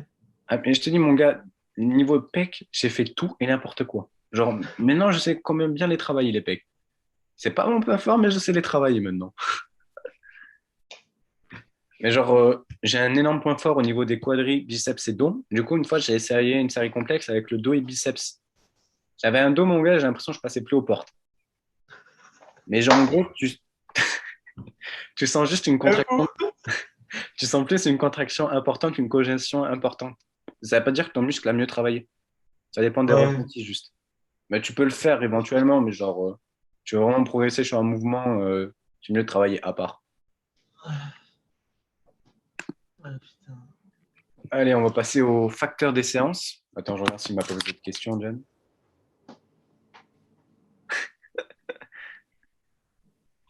Allez, du coup, on va passer aux facteurs de séance. Donc, comment réaliser une bonne séance. Donc, le premier, c'est l'échauffement. Ça me semble logique. Si tu rates, enfin, si tu fais pas l'échauffement et que tu vas direct sur ta barre à 100 kg développé couché, tu vas finir à l'hosto aussi, hein. Mais Bon, l'échauffement, je peux le faire avec l'exo et avec peu de poids ou faut que je fasse un autre exercice? je vais y venir. Ok. Donc, l'échauffement, déjà, il va commencer par la diminution des risques des blessures. Ça me semble logique, c'est le premier point. Si tu commences direct avec ta barre de 100 kg, tu vas te niquer. Ok. Après, amélioration de la performance. Donc, il y en a qui disent que l'échauffement, ça m'épuise ou quoi, genre, tu sais, c'est pas cool, donc il évite à cause de ça. Mais au contraire, justement, ça va améliorer les performances. Parce que ton muscle, justement, ou ton système nerveux, donc ce qu'on avait parlé au début, le système nerveux sympathique, il va être préparé à l'effort. Et si tu le prépares pas, ben, c'est le parasympathique qui va prendre le truc. Et au bout de ta deuxième rep sous la barre, tu vas dégueuler, tout simplement. Donc ça va améliorer les performances. Ensuite, tu as une meilleure souplesse. Donc pendant l'échauffement, genre, j'arrive. Hop, tu peux prendre un petit élastique comme ça avec une faible tension et travailler tes petits mouvements, genre passer les épaules derrière. Ça, c'est un mouvement genre de souplesse. Si t'es pas capable de faire ça avec tes épaules, mon gars, genre développé militaire, t'oublies. Tu seras jamais assez mobile. Donc, l'échauffement, il permet justement de travailler un peu la souplesse par rapport à ça. Comme ça, au moins, tu améliores un peu. Augmentation de la fréquence cardiaque et respiratoire. Donc, justement, c'est pas faire une séance cardio, hein. C'est juste, tu fais de la corde à sauter pendant 1 minute, tranquillou, pilou. Au moins, ça va être, l'influx sanguin sera meilleur. Parce que là, j'ai montré un petit schéma ici. Donc, je vous ai expliqué la vasoscularisation, j'y arrive bien. C'est la distribution du sang dans les organes vitaux, donc le rein, l'intestin et tout ça. Mais quand tu vas justement faire augmenter ta fréquence cardiaque, mais le muscle, il va aller, le sang, il va aller un peu plus dans le muscle. Du coup, en gros, il va préparer le muscle à l'effort. Donc, c'est débile de rater genre un petit échauffement cardiaque, c'est totalement débile. Tu comprends pourquoi? Ok. Donc Là, pas voilà. trop. Pas trop? Tu m'as dit pas trop? Ouais. Et en gros, au repos. Quoi, Mathilde? Non, j'ai pas les petits. En gros, au repos, ton sang, il va être dans le système digestif. Genre, tu vois, là, mon muscle, il est au repos, il sera pas gros. Je sais pas comment ils font pour rentrer. Et en gros, tu vois, quand tu vas être congestionné, Ouais. ton muscle, il va être plus gros. Oui. Et ça va être dû à l'influx sanguin qu'il y aura dans ton muscle. Ah, ok, ça, j'ai Donc, capté. en gros, la fréquence cardio-respiratoire, si tu l'augmentes, il y aura plus de sang dans ton muscle. Donc, plus il y aura de Ok. sang, plus il y aura une potentielle congestion. Donc, si tu as une plus grosse congestion, il pourra être plus gros. Donc, il pourra soulever plus lourd. Ok. Mais tu vois le truc? Ouais, j'ai capté. Je ne parle pas de passer de 100 à 130 kilos développé couché, hein. Ouais. Et après, amélioration de la coordination. Donc, je vais prendre l'exemple du vélo. Vous savez tous faire du vélo normalement. Mais Oui. les 2 premiers coups de pédale, normalement, vous êtes un peu bancal, un peu pas stable, vous n'êtes pas à l'aise. Moi aussi. Aussi. Pourtant, vous savez bien le faire. Par contre, toi, par exemple, Lisa, le squat, tu sais très bien le faire. Mais Oui. peut-être ton tout premier squat, il est nul à chier. Genre, t'es pas droit, tu descends pas bien, quoi. Bah, quand même. Oui, mais genre, je te parle pas non plus comme ça, hein, mais je te parle, genre, t'es pas bien calé, genre, tu te sens pas que c'est propre, quoi. Ouais, oui, oui, oui. Et ça va améliorer ça. Renforcement des articulations. Donc, j'ai mis un beau petit schéma ici. En gros, dans l'articulation, on a ce qu'on appelle le liquide synovial, qui est ici. Et en gros, si tu échauffes bien tes articulations avec tous les mouvements, tu as le cartilage en bleu ici, qui va aspirer du liquide, justement, qui va renforcer temporairement l'articulation. Donc, tu pourras mettre plus lourd temporairement sur ta séance. OK? Donc, si tu ne Ok. t'échauffes pas, tu seras moins fort articulairement, du coup, ça pourra te bloquer. Et ça améliore aussi la concentration. Donc, si tu es un pélo, tu parles à tout le monde, tu dis bonjour à tout le monde et tout, tu te chauffes pas, tu vas sur ta barre à 100 kilos direct, tu ne seras pas bien dans ta séance, tu ne seras pas bien préparé à l'effort. Et ça, c'est aussi du système nerveux. Donc, ça améliore la concentration. OK? Donc, ça, c'est l'échauffement Attends, ah, de désolée. base. Et après, tu as l'échauffement du forgeron. Ouais, je l'appelais comme ça parce qu'il est stylé. Et c'est ce que tu m'as posé, Mathis, comme question. En gros, c'est quand tu as fini tout ça, si ton premier exercice c'est de développer couché, mais tu vas pas mettre 100 kilos dès le début. Tu vas faire 5 reps à 30 kilos, tu vas prendre un petit temps de pause, après tu vas mettre à 70 et tu vas augmenter petit à petit à ta charge de travail. Tu vois, c'est la question que tu me posais. Bon, on l'a perdu. Ok, il est mort, Mathis. Mais non, mais c'est à moi que tu parles. De quoi? C'est à moi que tu parles. Bah oui. Ah, mais je croyais que tu parlais à Lysère. Mais non, parce que c'est toi qui me posais la question, genre d'augmenter petit à petit la charge. Ouais. Ouais, Mais voilà. ouais. Donc, en Non, gros, moi, ça, tu vas le faire à chaque fois sur des exos polyarticulaires. T'as pas besoin de le faire sur l'isolation, parce que l'isolation, tu vas pas mettre archi lourd. mais genre, j'augmente comment? Exactement. Genre, je fais quoi? 20, 40, 50, Bah, ça dépend, 100? genre, tu sais, c'est un peu des expressions, mais genre, faut pas passer de 0 à 100 d'un coup. Genre, si par exemple ta charge de travail c'est 50 kilos, bah, tu fais une petite rep, genre, tu fais 5-6 reps à 20 kilos. Après, tu peux passer à 50 direct.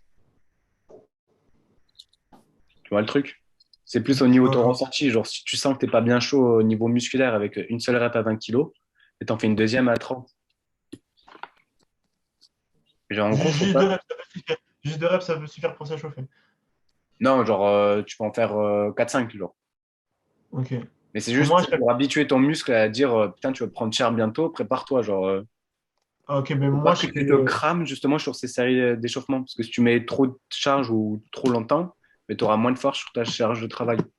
Moi, je crois que je me crame parce que je fais genre 10, 15 reps à 30 kilos Ah oui, c'est de trop, c'est trop. coucher. Ok. Alors, faut que tu sois plus dans un échauffement. C'est comme un corde à sauter. Si tu t'échauffes au cardio, tu vas pas faire 30 minutes de corde à sauter. Ouais, Faire ça. une petite minute. Là, c'est pareil, genre, tu fais juste 3-4 reps et c'est bon. Ok. Après, Et ben, juste par rapport à l'échauffement, oui. tu sais, tu nous as parlé d'un échauffement avec de la mobilité.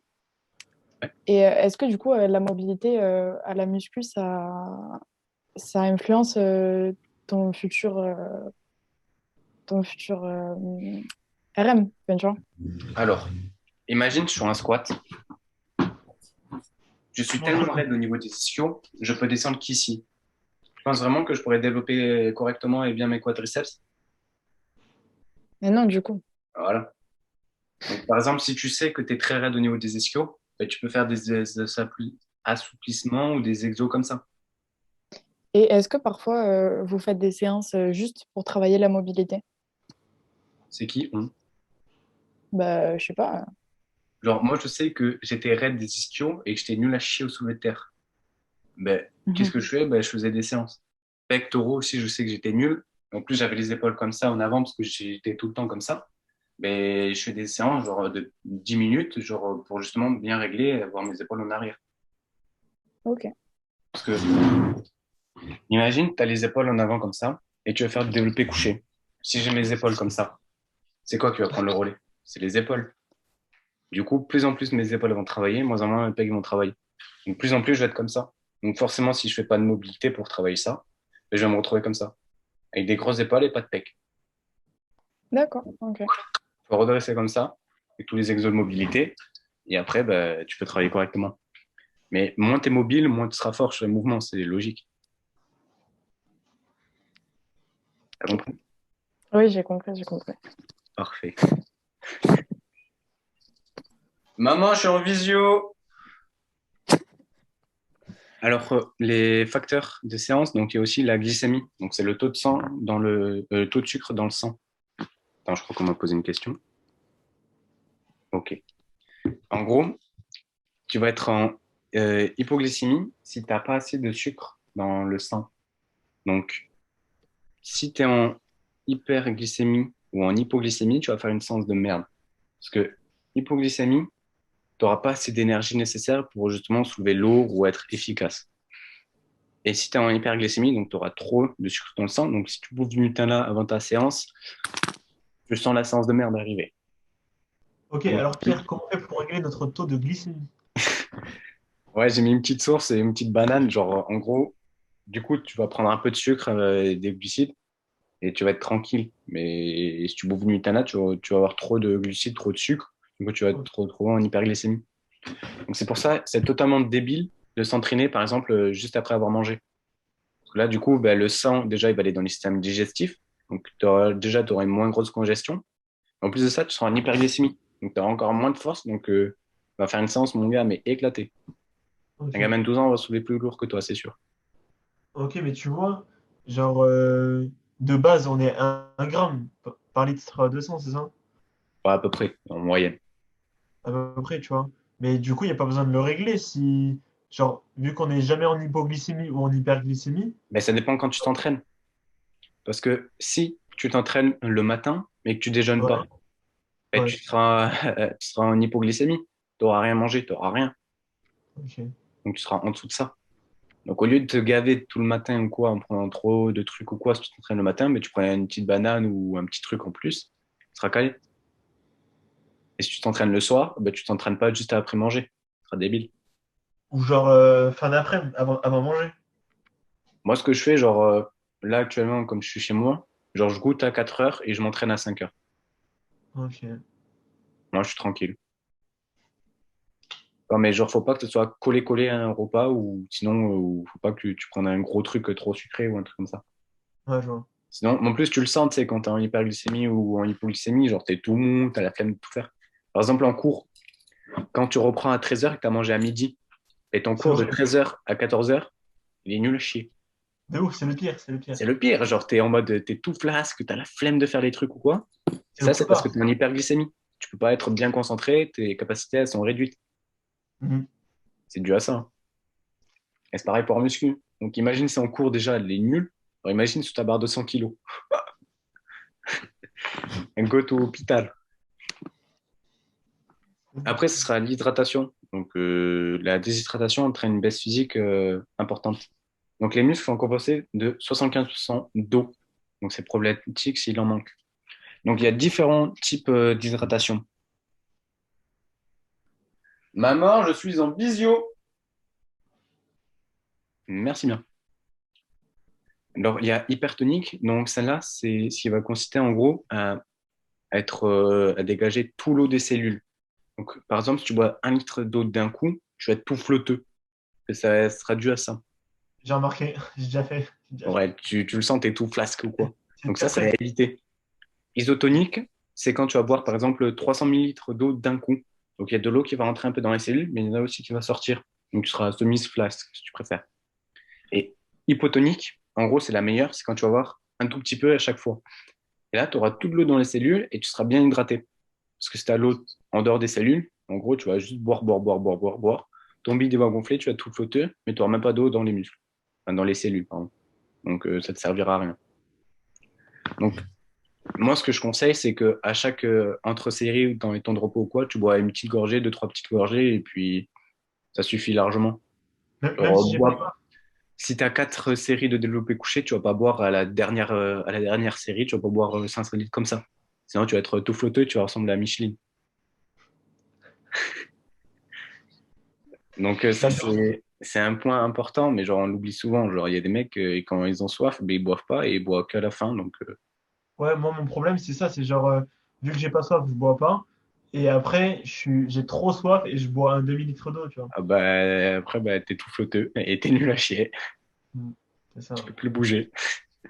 Tu bouges, t'as l'impression que tu pèses 500 kilos. Et en plus, c'est important de s'hydrater parce que genre, tu vas genre, tu sais, s'hydrater petit à petit. Parce que mine de rien, genre, tu perds de la flotte en transpirant. Donc peut-être tu le remarques pas trop parce que genre, c'est une petite transpiration, mais tu perds quand même de l'eau. Donc si tu bois qu'à la fin, bah, tes performances vont faire comme ça d'un coup. Et ouais. Après, c'est l'heure d'entraînement. Donc, en gros, on a chacun une horloge biologique et on est adapté à faire ces actions à une certaine heure. Par exemple, moi, je sais qu'au petit-déj, je sais que je déjeune tout le temps à 10 heures. Genre, c'est mon kiff. Parce que sinon, à 10h30, mon ventre, il gargouille et j'en peux plus. Sérieux? Et quand on est débutant, genre, on n'a pas d'horloge biologique à ce niveau-là, au niveau de la musculation. Donc, c'est bien d'essayer de soit s'entraîner le matin ou soit l'après-midi. Mais quand on en a trouvé un où on est bien, mais c'est bien de rester la première ou la deuxième année à s'entraîner tout le temps à peu près la même heure. Parce que tu changes à chaque fois, mais il y a une séance, tu vas être démotivé ou quoi, parce que tu as la flemme. Donc, c'est bien de se régler à une période Et tu vois, Pierre, précise. il y a un pote à mon père, il m'a dit c'est bien. Genre, par exemple, si tu as l'habitude de t'entraîner toujours l'après-midi, c'est bien de s'entraîner une fois le matin parce que comme ça, ton corps, il est stressé et ça marche de ouf. Alors ça, c'est pas ton corps qui va stresser, c'est ton système nerveux. Et si ton système nerveux, il s'en bat les couilles, parce que ton muscle, il n'a pas de cerveau. Donc si tu stresses ton système nerveux, tes muscles ne vont pas progresser. Tu vois Ok. le truc? C'est comme, tu sais, le choquer le muscle. Imagine, toute ma vie, j'ai fait du développé couché, j'étais à 100 kilos, et d'un coup, je supprime le développé couché, et je commence à faire de l'écarté comme ça. Mais au début, mon cerveau, il va être pas préparé au mouvement, du coup, je serai moins fort dessus. Mais comme mon muscle il est très fort, parce que j'ai soulevé très lourd au développé couché, il ne sera pas au maximum de ses capacités. Hmm. Donc, ce qui va commencer d'abord à s'adapter, c'est ton cerveau, enfin, c'est ton système nerveux. Et après, ça sera ton muscle. Donc, si tu Ok. changes trop souvent comme ça, aussi lors d'entraînement, ben, c'est plus ton système nerveux qui va être stressé, enfin, qui va être mis à l'épreuve.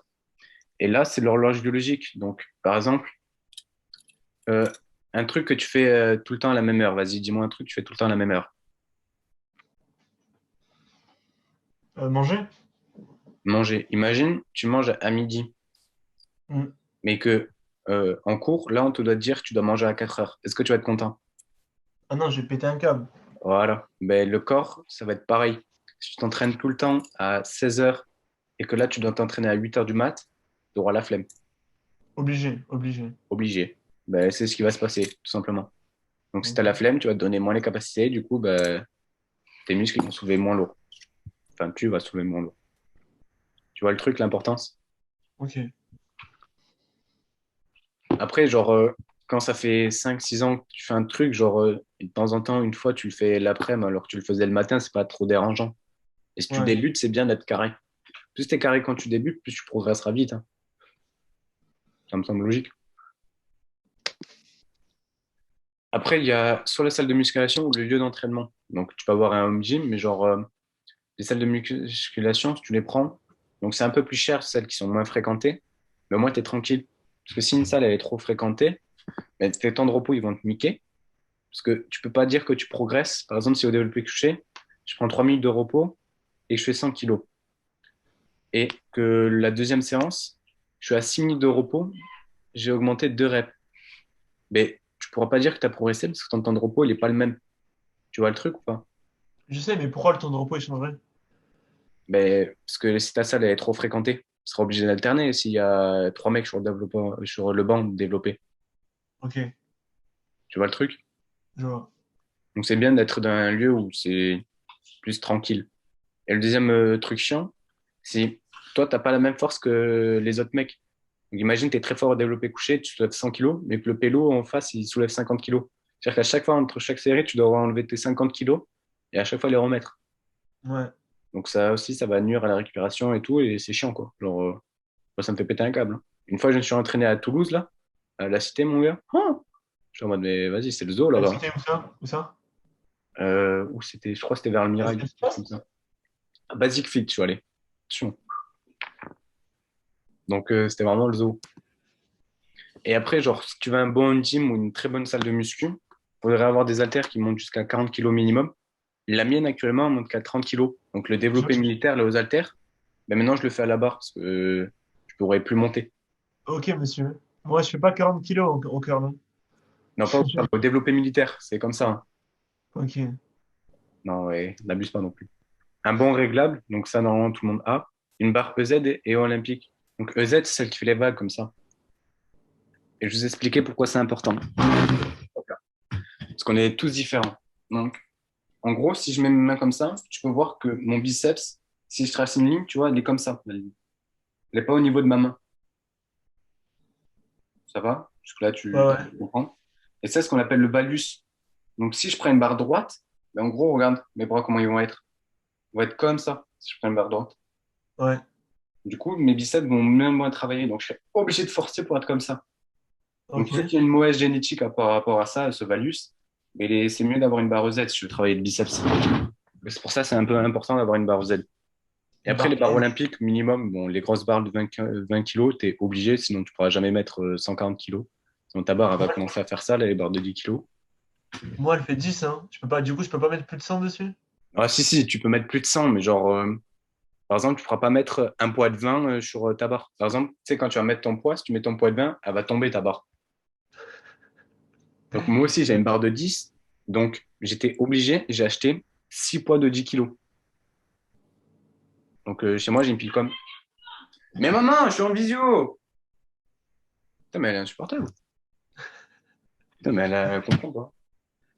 Donc, en gros, c'est mieux d'avoir une barre olympique. Mais bon, ça coûte pas cher. Donc, si tu es dans une salle de muscu et qu'ils n'ont pas de barre olympique, change de salle. Vraiment. Parce que si tu veux mettre, par exemple, des poids de 20 kilos ou quoi, ta barre, elle va tomber. Donc, tu seras obligé de mettre des poids de 10 kilos comme ça et tu ne pourras pas mettre des poids indéfiniment. Genre, ça va finir un peu de moins ta barre. Je vois. Donc, c'est mieux les barres olympiques. Cage à squat est à développer. Bah, si tu n'as pas de cage à squat, tu peux pas faire de squat. Ça me semble logique. C'est- Ah oui, Et, et c'est le de truc, genre, au cas où si tu tombes, ça rattrape la barre, non? et c'est pour la poser aussi en hauteur. Et par exemple, Ouais. aussi, il y a marqué développer pour poser ta barre aussi. Si tu as une barre de 100 kilos, mais tu peux pas la poser, comment tu fais pour l'accrocher, comment tu fais pour la récupérer? Ouais, ça, je l'ai vu, je l'ai vu, ça. Même j'en avais Donc, fait. tu es obligé d'avoir. Barre de dips à attraction. Donc, dans ma salle, il n'y a pas de dips. Donc, c'est chiant. Donc, là, actuellement, je fais sur mon tapis de course les dips. Donc, j'espère ne pas le niquer à force, mais genre avec les poignets là sur le côté, ben, je prends ça comme dips. Et barre de traction obligatoire. Hein. C'est obligé. Meilleur exercice pour les dorsaux, c'est les tractions. Poulie haute et C'est le poulie meilleur exercice. inclinable. Donc, c'est les poulies là, comme ça, où tu peux tirer dans tous les sens. Poulie avec siège vertical et horizontal. Donc, cet exercice, hop, tu me fais comme ça. Donc, je suis là. Et le deuxième, c'est celui-là. Normalement, vous le voyez. C'est aussi très important parce qu'avec ça, tu peux travailler sous tous les angles différents et tu peux travailler au moins les dorsaux, les trapèzes. Tu peux même travailler genre d'autres muscles. Ça dépend comment tu le fais. Tout ça, pour moi, c'est genre pour avoir une très bonne salle pour progresser au maximum. Par exemple, moi, si je suis archi fort au curl et que ma salle elle va qu'à 30 kilos aux haltères, je pourrais pas mettre plus. Donc, je vais être embêté. Je suis obligé de le remplacer par un autre exercice ou quoi, donc c'est chiant. De ouf. Mais 40 kilos, il n'y a pas toutes les salles hein, qui y vont. Donc, si ça va jusqu'à 36, c'est pas grave en soi, mais genre, si tu vas être Arnold Schwarzenegger, ça va te limiter. Bon, là, Je sais pas, j'ai mis on une n'est photo pas de moi, là. Qu'est-ce qu'il y a, Mathis? on n'est pas Arnold Schwarzenegger, mec. Mais t'inquiète, là, j'ai mis une photo de moi, tu peux bien voir que mon biceps, il est énorme quand même. Et après, ben, le dernier facteur pour moi pour faire une bonne séance, c'est aimer la muscu. Par exemple, toi, tu m'as dit que tu voulais progresser pratiquement uniquement sur le développé couché. Que ça. Que ça, que Et ça. le problème, c'est que si tu travailles que ça, tu vas avoir des problèmes pathologiques. Parce que, en gros, chaque muscle est un muscle antagoniste. Donc, si tu travailles, par exemple, euh, que les quadriceps, je prends l'exemple, que les quadriceps, mais je travaille jamais les ischios. Et mon genou, à un bout d'un moment, il va lâcher. Oui, je finis. Mon genou, il va lâcher à cause de ça. Parce qu'il Ok. n'y aura pas un équilibre entre le muscle antagoniste. Hmm. Donc, si tu travailles les pecs, ou tu travailles le muscle antagoniste, ou les muscles qui vont stabiliser la coiffe des rotateurs, donc les épaules. Donc, si tu vas être très fort développé couché, donc tu as un minimum de dorsaux, un minimum d'épaules. Tu vois le truc? Je vois. Donc, tu peux être. Mais en fait, justement, je trouve que genre, j'ai, entre guillemets, mes muscles surdimensionnés comparé à mes pecs, tu vois. Ouais, mais ça, t'inquiète, mais genre, si tu veux travailler vraiment la force pure ou vraiment progresser sur le développé couché au niveau musculaire, forcément, tu dois être plus stable. Tes articulations et tes muscles qui vont te stabiliser sur le mouvement, il faut qu'ils soient forts. Hmm. Oui, je suis en visio. Ça fait 4 fois que je lui dis à maman, elle me gueule encore plus. Non, mais ça va, mais genre, c'est chiant. Excusez-moi, c'était ma soeur. Je vais devoir y aller, Pierre, bientôt. Je termine dans 2 minutes. Vas-y. Et après, il y a le fait de aimer une séance. Donc, imagine, je te fais une séance genre parfaite, millimétrée, Mathis, mais que je te mets pas de développé couché, je te fais pas travailler les pecs. Tu vas pas te donner à fond. Ouais, Donc, genre le seul. le mieux, c'est que tu travailles genre une séance pourrie, genre tu sais que tu connaisses pas trop grand-chose, mais que tu le fasses à fond. Genre, donc c'est pour ça, si tu demandes une séance à un coach ou quoi, c'est bien genre que toi ça te plaise ou que vous échangez des exercices ou quoi, genre tu sais que ce soit bien réalisé. De Tu vois ouf. le truc? De ouf. Et après, Et c'est ben, dernier, si tu veux être fort en général, genre pour tout ton corps ou quoi, ben, faudra que tu te donnes à fond partout. Donc, s'il y a des exercices que t'aimes pas faire, moi, par exemple, l'oiseau, là, la poulie, j'aime pas trop. Et pourtant, je suis obligé de le faire, sinon après, je vais avoir des grosses épaules, là, comme lui. Mais là, cette partie-là, je l'aurai pas. Et ça va faire dégueulasse. Donc, ok, forcément, je suis obligé de le faire. Ça va? nickel. Allez, bah, c'est fini. Vous avez pas d'autres questions? Non, non. Ok. J'espère que j'étais assez clair. J'ai pris un peu trop de temps, mais bon, c'est pas grave. Bête de prof, le mec. T'as vu ça, mon gars? Euh, la classe. Bon, ben, ma mère, je crois, elle m'a engueulé parce qu'elle n'a pas entendu que j'étais en visio. J'espère que vous l'avez pas entendu gueuler. Non, pas du tout. Ah, yes, nickel. Bon, ben, s'il n'y a pas d'autres questions, nickel, merci à vous. Allez, c'est l'heure du goûter puisqu'il est 4 heures. Goûtez bien, les petits loups. Tu manges quoi au goûter? Moi, fromage blanc et des œufs. T'as dit quoi? Fromage blanc et des œufs en ce moment. Des œufs? Bah ouais, mon gars. Putain, je dirais que c'est dégueulasse, les œufs. Ah, c'est trop bon. Surtout au goûter, mec. Non, c'est trop bon. C'est des ovules, mon gars. C'est des ovules de poule. Oh, le fou. Allez, si vous n'avez pas de questions, nickel. Bah, merci à vous. Vas-y, merci à toi, hein. Bonne journée, les petits loups. Merci, mec. Ciao.